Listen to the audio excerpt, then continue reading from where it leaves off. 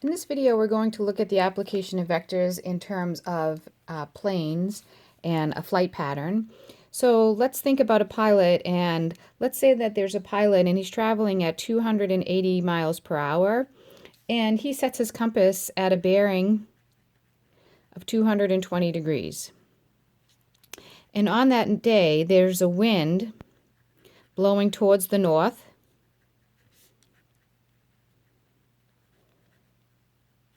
at 40 miles per hour. We want to find out what is the land speed, similar to when you're talking about the speed that you see a swimmer swim across a river with a current.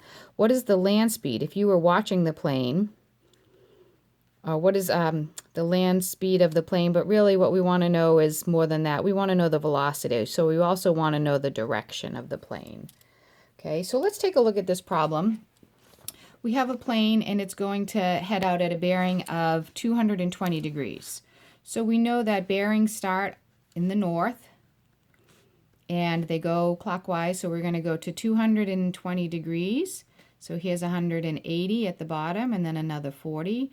So here's our plane heading 280 miles per hour this way.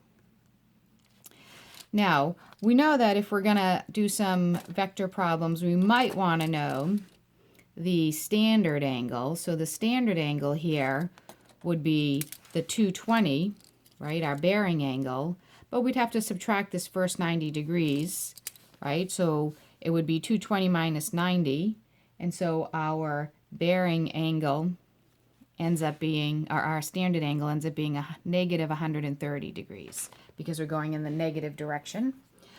The other way you could think about it is you go down 90 and then an additional 40 because your 220 is 180 plus 40. So this little angle in here is 40. Okay? So our standard position angle is negative 130.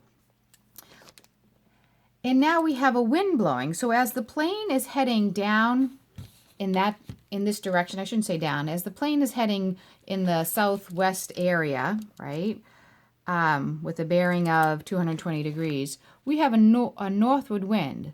So if we tack that northward wind on, we add the wind to the vector here of the plane, there's a 40 mile per hour northward wind. And what happens then is that the plane does not head off in this direction the way intended. The plane heads off in this direction.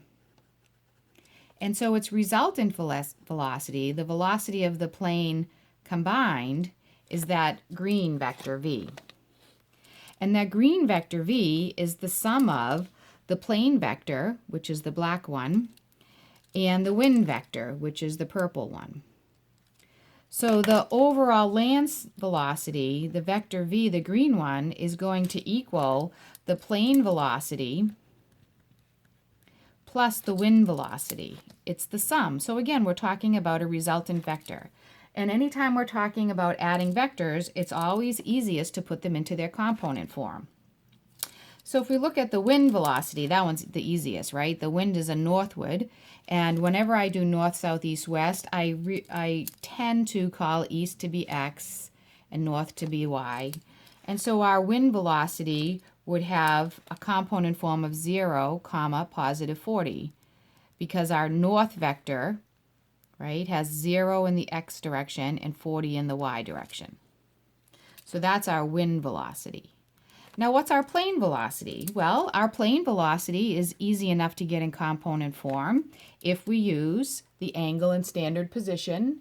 And so we're going to say that the angle that we have to use is negative 130. So the velocity of the plane in component form will equal the magnitude, which is 280, times the cosine of negative 130,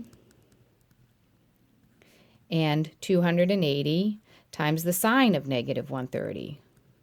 So that's the component form of our 280 mile per hour plane velocity. And when we do that, we end up getting negative 180, comma, negative 214. Right, so this black vector here that the plane's flying at, that black vector, it has an x component of negative 180 and a y component of negative 214. That makes sense. They both turned out to be negative because they're in the third quadrant if we were talking about x's and y's. Okay, so what is the overall velocity of the plane? Well, if I add up my components, my overall velocity of my plane is negative 180 plus 0, so negative 180, and negative 214 plus 40, so negative 174. So the component form of my velocity of my plane, that green vector, is negative 180 comma negative 174. But we do like to have things in magnitude and direction when we're talking about travel. So we'll get the magnitude of our vector is equal to the square root. And I drop my negatives because I don't want to make a mistake on the calculator. And anytime I square a negative, it ends up being positive anyways. And when I do that out, square root of 180 squared plus 174 squared, that comes out to be 250 miles per hour. And in what direction? Because I certainly am not heading in the same bearing direction of 220. I have a different angle. And so I'm going to take a look and get that angle. Let's just pull that velocity, that green velocity vector out. So we have this green velocity vector that's up there, and its components are negative 180 and negative 170. So those are its x and its y. And so I'm going to look for this angle in here like we did with trig. So I'll say that the tangent of angle theta is equal to the opposite, 170 over 180. Now when I'm talking about right triangles, you can drop your signs and then realize that once you get this angle here, using just positive legs, 170 and 180, well, I really need this angle if I want standard position, or this angle if I want the bearing, right? So let's find that little let's find this little angle that's inside of the triangle first, right? So we're going to get the tangent of theta is the opposite side of the angle inside that acute triangle over the adjacent. And so we say theta is equal to the tan inverse of 170 over 180.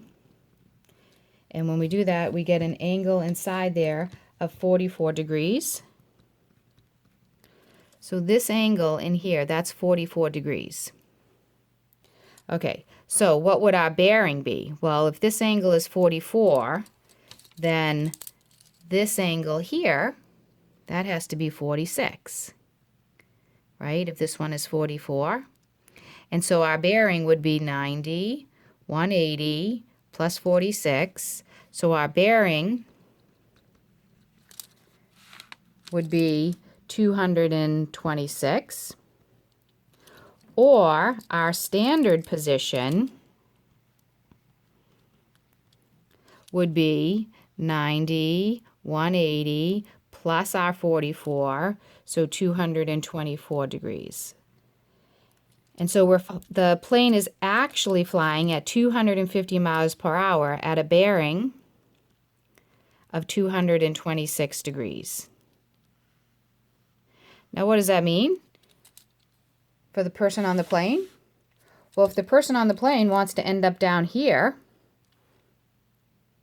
and the plane's flying this way, the person's not going to the same destination.